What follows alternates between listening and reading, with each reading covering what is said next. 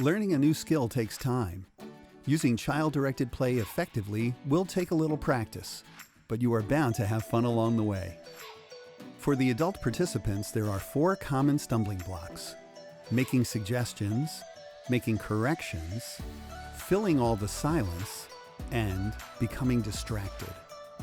Expect to occasionally make these common errors as you learn, but show your child that it is okay, even for grown-ups, to make mistakes when learning something new. The work is worth the reward.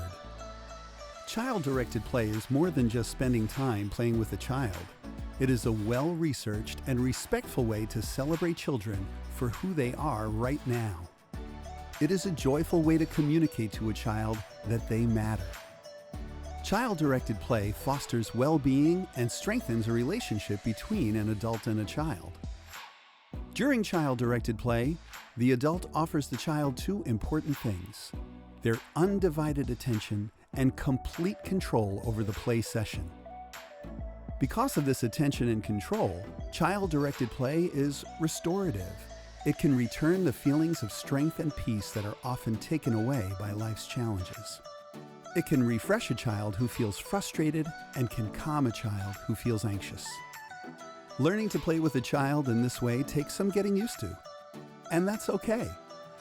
As with all things, practice and reflection are the keys to success. This video will outline the 4 main stumbling blocks adults encounter when learning to play in a child-directed way. Stumbling block number 1, making suggestions. Start a child-directed play session by simply asking, "Would you like to play with me?" When your child says yes, ask them what they'd like to do. It is tempting to offer a menu of options, but don't. The child will be able to come up with something all on their own. If, after a few moments, they still don't offer an idea, ask a follow-up question such as, "Let's see, what would be fun right now?" Or, "Where should we go to get a good idea?" And whatever they suggest, get on board, because that's the game. The child leads, you follow. Of course, there are a few obvious exceptions here. Clearly, you can't do anything dangerous, destructive, or overly time-consuming. But if it is in the category of regular kid fun, such as an elaborate game of pretend or building a fort out of couch cushions, then just follow the instructions provided to you by your pint-sized play director. Be aware of phrases such as these. Let's play with these. Those are really fun, but we already played with those. Let's play with these instead. Hey, let's play hide and seek. I know it's your favorite.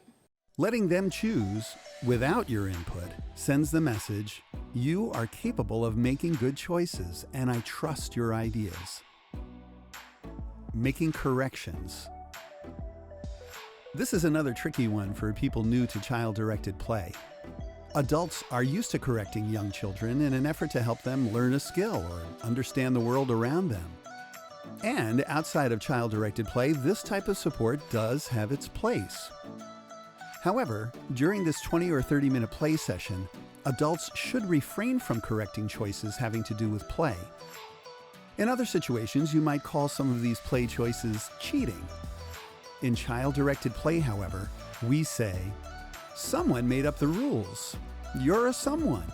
You can invent rules too. You do have great ideas." Again, there are obvious exceptions, most having to do with safety. But outside of keeping your child safe, let them make the rules, change the rules, bend their own rules, and hold you to different or evolving rules. Let them pretend without bringing them back to reality. It is okay. There is plenty of time for reality. Right now, you're not trying to show them the correct way to play. Your goal here is to help them feel validated and worthwhile, to foster a sense of joy and calm, and to strengthen your relationship. Refrain from making comments such as these. Ezekiel, this one is 2. How many snowmen are there? We've been practicing this one a lot. How many snowmen? 2, 3. 4, 5. I win. Wait. It's my turn. Here. I win. Na, na, na, Wait, na, wait, na, wait. na. Oh, let's not take out the food and the blocks. Let's just do blocks right now. Stumbling block number 3, filling all the silence. Have you ever been in an elevator with an acquaintance? After exchanging a few pleasantries, the elevator probably fell quiet. It's a little awkward, right? You may have felt a small but nagging urge to say something more, a comment about the weather or the success of a local sports team, something. I'm here to tell you that this is an adult thing. Little kids do not feel this social pressure. Lucky them. This is important because in child-directed play, you do not have to fill up all the quiet with talking. In fact, you shouldn't. There will be times of quiet, and it is your job to act as an observer and let it be. When they want to talk to you, they will. A little quiet might be exactly what they need. Another way adults fill the silence is to insert an agenda of skill development. For example, you might be tempted to ask, "How many race cars do you have?"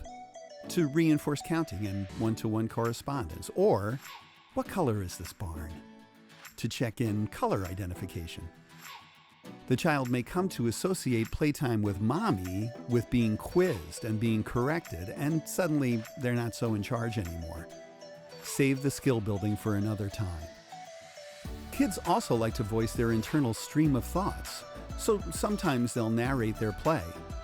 Don't feel like you have to respond, especially if you can tell they are not specifically talking to you.